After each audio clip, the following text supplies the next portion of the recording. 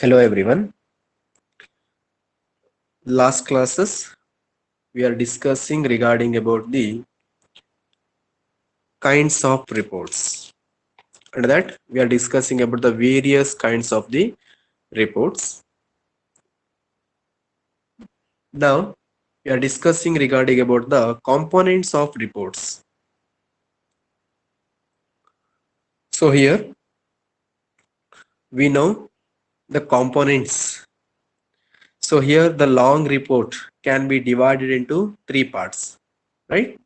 That is preparatory part, report proper, and appendant parts. So in a three parts we have the first one is preparatory parts, right? You know about the components of the reports. What are the importances are comes under the particular reports, right? So we have the three parts, that is preparatory part, report proper, and appendant part. So first of all we are discussing regarding about the preparatory part. Okay, so in a preparatory part we have title page, letter of authorization, letter of transmittal, preface or forward, table of content, and list of illustrations, executive summaries. So these are all the contents are comes under the preparatory parts. ನಾವಿಲ್ಲಿ preparatory parts ಗಳಲ್ಲಿ reports ಗಳನ್ನ ಯಾವ ರೀತಿಯಲ್ಲಿ preparation ಮಾಡಬೇಕು ಹೇಳೋದನ್ನ ಇಲ್ಲಿ understand ಮಾಡ್ಕೊಳ್ಳುವಂಥದ್ದು.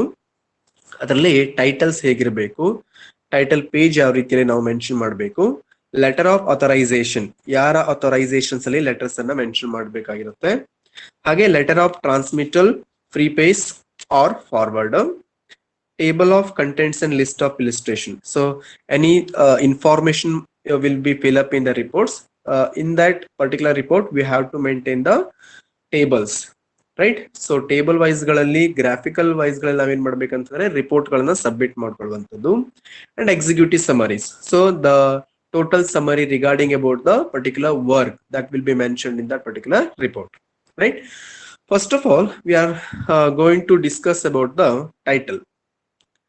So the first among the possible preparatory report pages is the title, and it contains only the report titles, the name of the reports, right?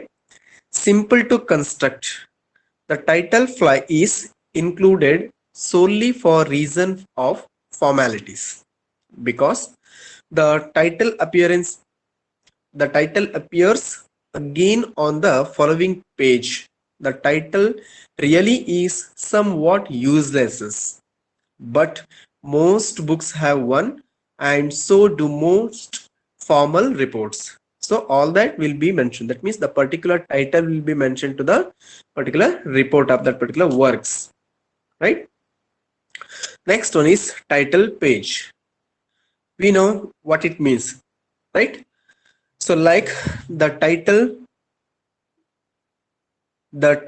page represents the report titles, but it displays other information essential to the report's identification. In constructing your title page, you should include complete identification of yourself and the authorizer or recipient of the reports.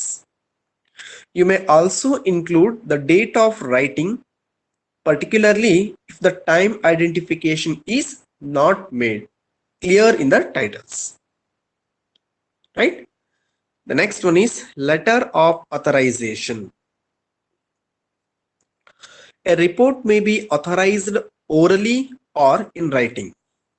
If yours is authorized in writing, you should insert a copy of these documents, usually a letter or memorandums, after the title pages. If your report is authorized orally, you may review the authorization information in the letter of transmittal, that is in a introductory section or the both section. Got it? Yes. And the primary objectives of the letter of authorization is to authorize the researcher to begin the investigations, right? In addition, the letter contains a brief statement of the problem with some indications of the limiting factor together with the scope of the investigation and the limitations, if any. So that will be mentioned in the letter of authorizations. And the letter of transmittal, preface or forward. So the most formal reports contain some form of personal communication from writer to reader. Got it? The most formal reports contains some of personal communication from writer to readers. In most business cases, the letter of transmittal makes this contact.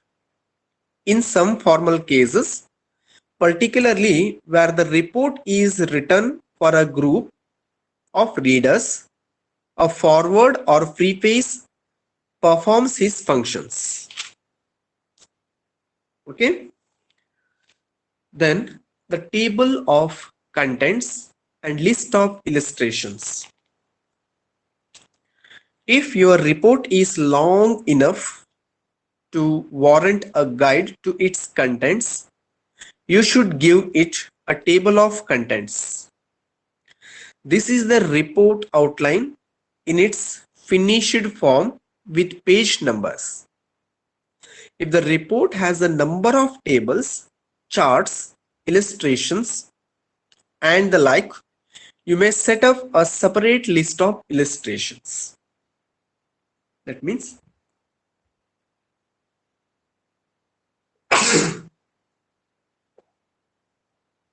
your report must contains the illustrations and the charts or the graphs. You should mention properly in the particular report pages. The more and more illustration is there, you have to take a separate page for mention the illustrations or the table or the charts. Okay.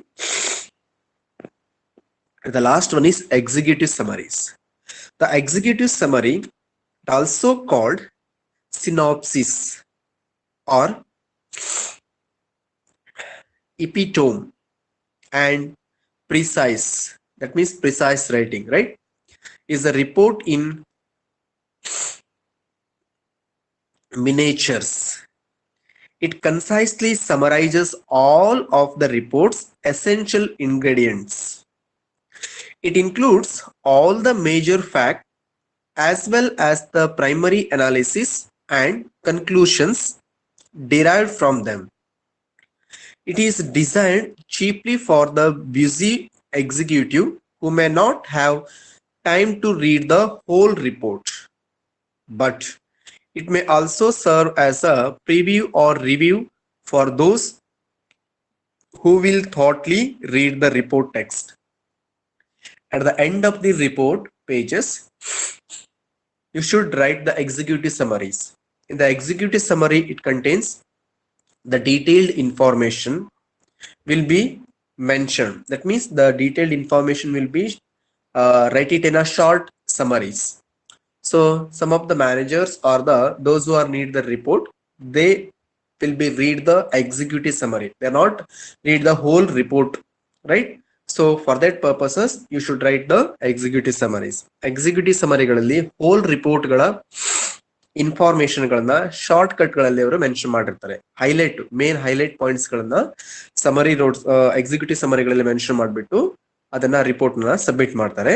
Higher authorities ಗಳು ಅಥವಾ ಯಾರು ಈ report ಗಳನ್ನ analyse ಮಾಡಿರ್ತಾರೆ ಅಥವಾ ಅದನ್ನ evaluation ಮಾಡ್ಕೊಳ್ತಾರೆ, so ಅವರು ಬೇಸಿಕಲಿ ಆಗಿ ಎಕ್ಸಿಕ್ಯೂಟಿವ್ ಸಮರಿನ ಡೈರೆಕ್ಟ್ ಆಗಿ ಸರ್ಚ್ ಮಾಡ್ಕೊಳ್ತಾರೆ. ಸೊ ಎಕ್ಸಿಕ್ಯೂಟಿವ್ ಸಮರಿಗಳಲ್ಲಿ ಡೀಟೇಲ್ಡ್ ಇನ್ಫಾರ್ಮೇಶನ್ ಗಳ ಶಾರ್ಟ್ ನೋಟಿಸ್ ಗಳಲ್ಲಿ ಮೆನ್ಷನ್ ಮಾಡಿರ್ತಾರೆ. ಸೊ ಅದರಿಂದ ಟೋಟಲ್ ಇಡೀ ಒಂದು ರಿಪೋರ್ಟ್ಸ್ ಗಳನ್ನು ಕೂಡ ಟೋಟಲ್ ರಿಪೋರ್ಟ್ಸ್ ಗಳ ಇನ್ಫಾರ್ಮೇಶನ್ ಅವರಿಗೆ ಈಸಿಯಾಗಿ ಅಂಡರ್ಸ್ಟ್ಯಾಂಡ್ ಆಗುವಂತ. So you should write the executive summary in the reports. Okay, so these are all the first part in the components of the reports. Next, part number 2, that is report proper. Here we have the three parts, that is report proper, report body, and report ending.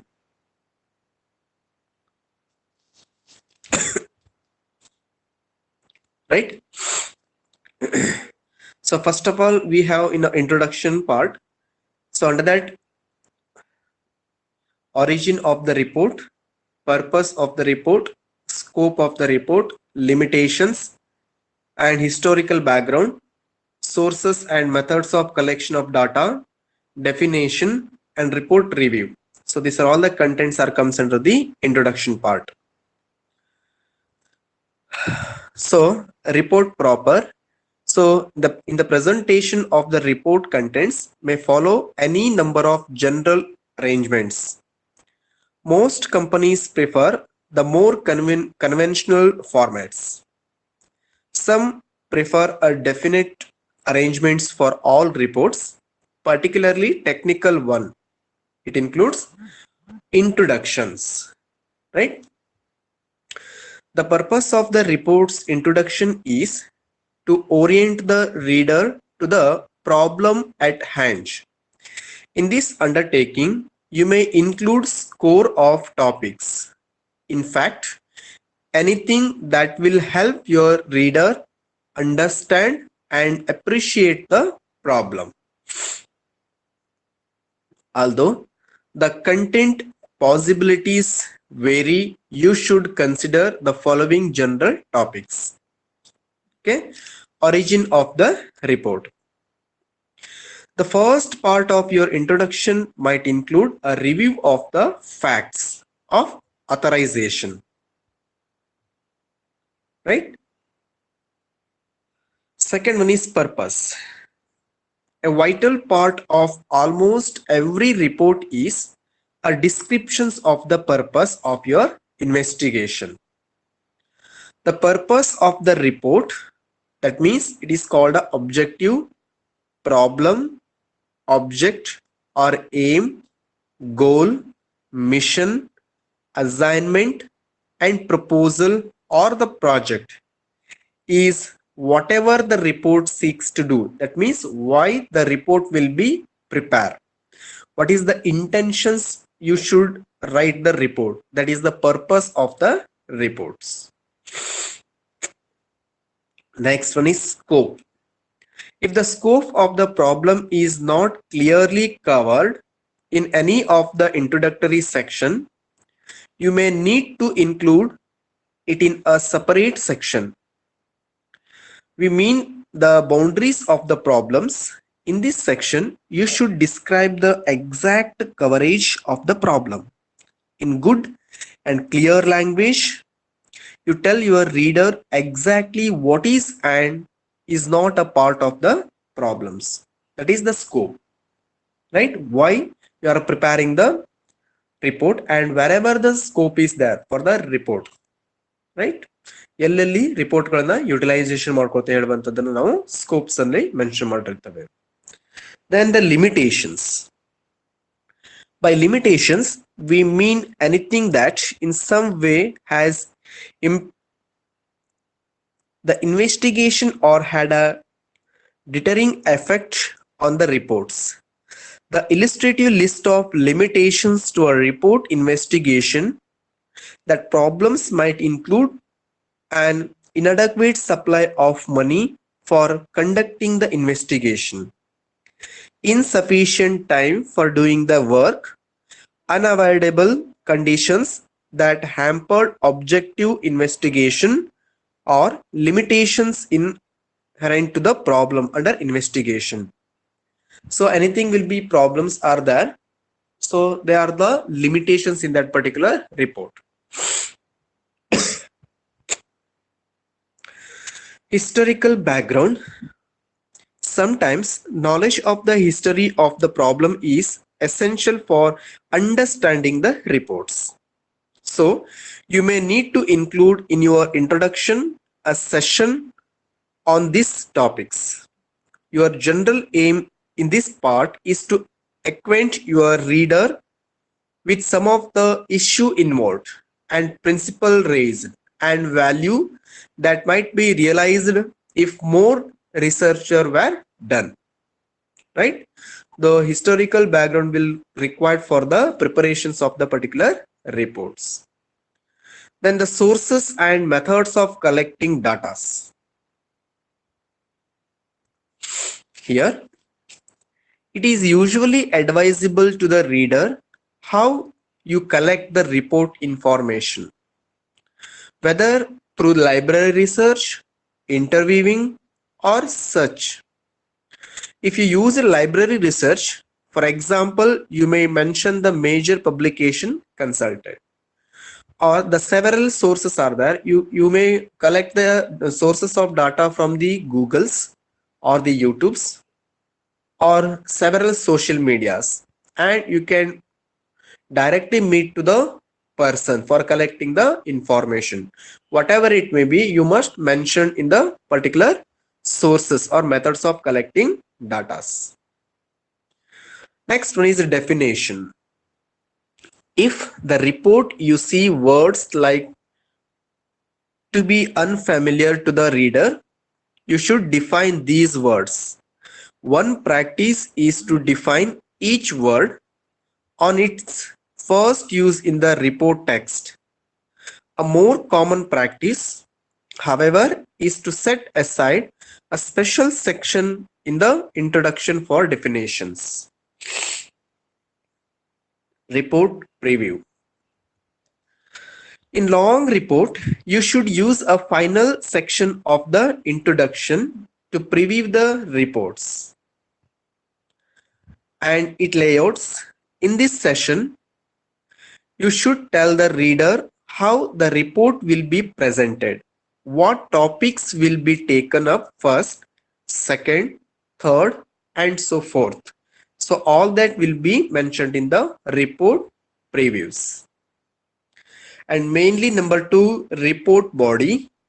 The part of the report that presents the information collected and relates to the problem is the report body. Normally, it comprises the bulk of the report's content.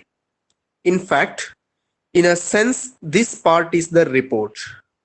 With the exceptions of the conclusions or recommendations section that follows, the other part of the report are attached parts. It is the report body to which most of the comments on business report writing pertain. The last one is report ending. You may end your report in any of a number of ways, with a summary, a conclusion, a recommendation, or a combination of the threes.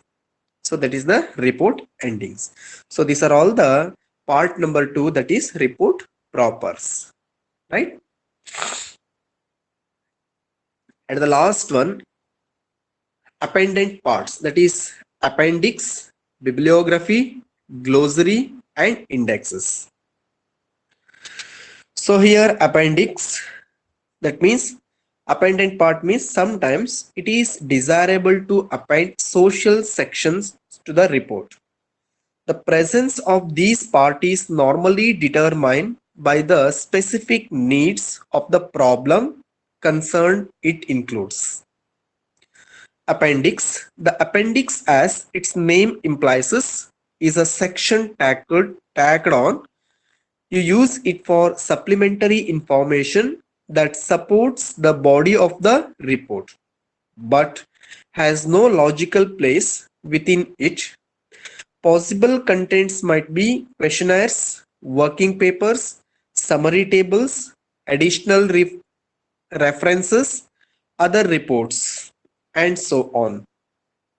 As a rule, you should not include in the appendix the chart, graphs, sketches, and tables that directly support the reports. Instead, you should place them in the body of the report where they support the findings. Reports are best designed for the reader's conveniences. Obviously, it, it would not be convenient for reader to thumb through many pages to find appendix illustrations to the facts they read in the report bodies. Then the bibliography. When your investigation heavily uses library research, you should include a bibliography, a list of the publication consulted, and the glossary. It uses a glossary to define terms for secondary readers, arrange terms in alphabetic order, use italics or underlines to key readers to term that the glossary will define. Footnote: the first italicized or underlined term in the text and key readers to the locations of glossary, where that term in all future underlying or italic terms will be defined. It uses reverse intent for each definition and treat each definition as a separate paragraphs. Last one is index. Index lists topics alphabetically and guides the reader to various places that discuss certain subject matter in the reports. Only in very long reports index is required. So these are all the main components of the report writings.